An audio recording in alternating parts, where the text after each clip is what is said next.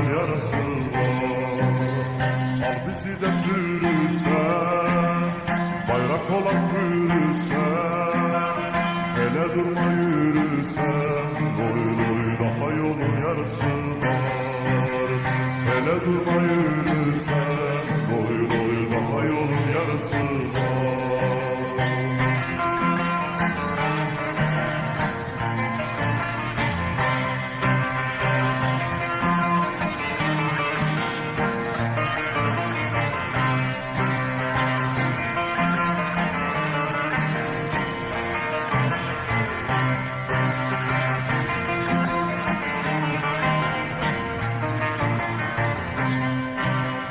Ölüm bize ağır gelmez, kara topraklar gelmez, sultanları zor gelmez, oy oy gözlerinin karası var.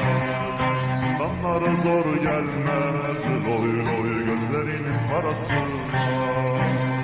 Başka nizam istemem, yurtta tasa istemem, yasamasa istemem, oy oy milletin böresi var. Yasamasa istemem, oy oy ulu Türk'ün böresi var.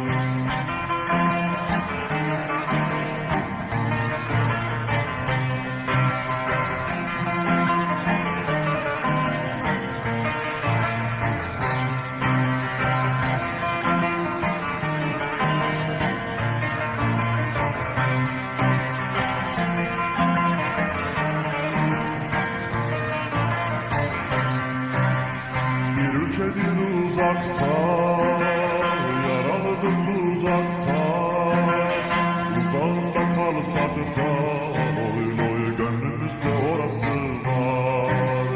Uzağında kalsak da, oy oy gönüllerde orası var.